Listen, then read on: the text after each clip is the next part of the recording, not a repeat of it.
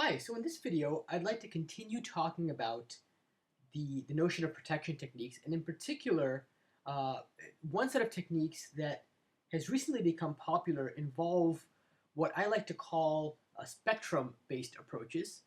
And some people also call this community or reputation. There's a bunch of nomenclature out there that is used to refer to a certain set of techniques, and really some of these terms have become overused, some have become abused and misused. But to me, at the heart of this set of techniques is the idea that traditional malware defense is focused on what is happening at one endpoint at one point in time. So if you think about the way that malware defense works today, is that you have an endpoint somewhere, and there's a file on that endpoint, and the anti-malware technology just basically figures out what is up with that file. Is it good or bad?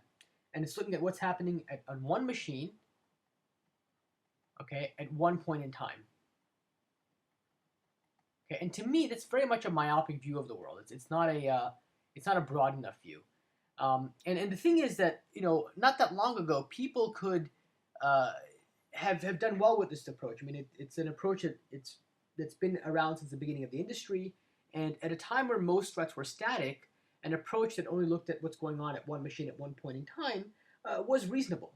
Nowadays, we are seeing threats that are highly dynamic in nature, and they're frequently changing.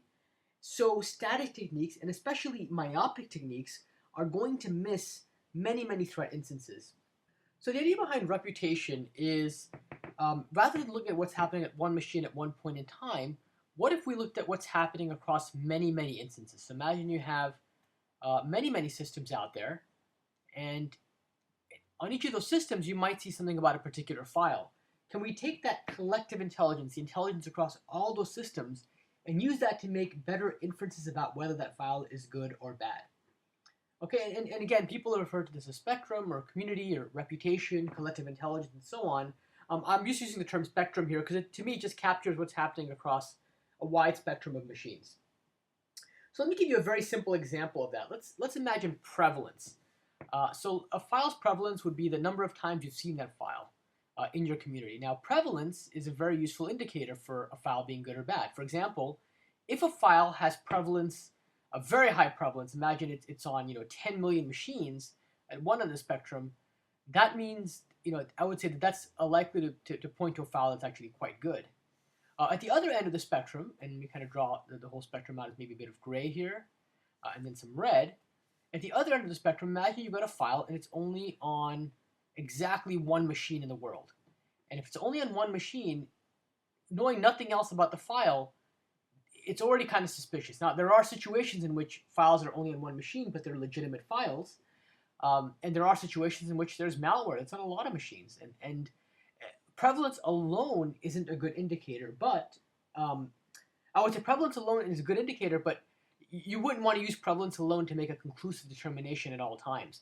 However, it's a useful piece of information to know, and prevalence in combination with other attributes can help you make a determination about whether a file is good or bad. For example, let's say you thought it was 90% suspicious based just on static or local attributes, and then on top of that, you found that, hey, it's got prevalence 1, that might be enough to kind of put you over the edge and say, you know what, it's 99.9% likely to be bad. That's just an example. The numbers would depend on the exact circumstances. Another example might be a file's age in the community. So for example, let's say you encounter a file on your system and you don't know what it is, and I can tell you, hey, you know what, you are the very first person ever to see this file, so it's got prevalence 1, and you're the first person to see it. That's a bad sign. But what if I told you that, hey, you know what, this file actually was seen 6 months ago and it's been seen on 10 machines and so at that point you begin to say, well, if it's an older file and it's been seen on multiple machines, that makes it a little bit less likely to be malware than it may have been in the absence of that information. And so in combination with other attributes, you can now make a better determination about a file being good or bad. And what you're really relying on here, and oftentimes that these techniques like spectrum, community, reputation, and so on, they do rely kind of on a cloud-based infrastructure where different endpoints can query the cloud, query some kind of centralized infrastructure to ask about a file. And by asking about the file, they can get back information that maybe the community as a whole knows about this file. And that information may help with making a determination about that file. Yet another example, besides we talked about prevalence, we talked about age, which was another example. Another final way you can use spectrum type information is in behavioral.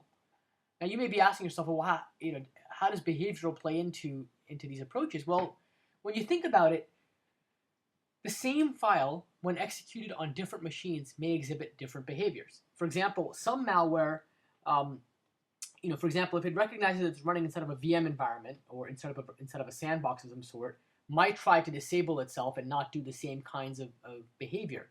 Other malware, for whatever reason, might just behave a bit differently. Maybe it's trying to do a specific thing on your box that it may not try to do on somebody else's box. And so being able to look at, imagine you could collect interesting behaviors about a file from multiple sources.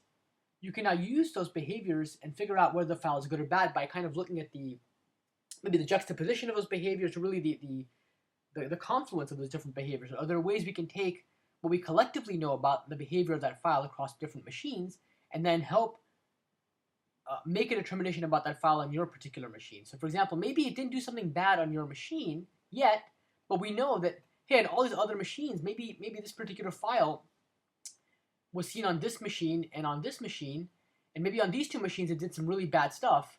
And so if we know that it did bad stuff on these two machines, maybe we can now go ahead and infer that it's going to do something bad on your machine, and we can go ahead and stop it up front without letting it do any damage. So that's yet another way in which you can use community or reputation information, really spectrum information, to help improve the ability to detect malware and to also identify whether files are clean. So hopefully that gave you another flavor of it. It's a more recent technique, and it's one that some vendors have been using, and you'll probably see, because the nomenclature has not been settled on, I mean, people are still defining this stuff in terms of their own brand, you might see different ways of this technique being described for different vendors, but lo and behold, it's really kind of the same. Underneath, I would say that there's the same principle applies, where you are looking at intelligence across multiple machines to make a determination about what's going on one machine. Hope you found that useful, and I look forward to doing some more videos in the future.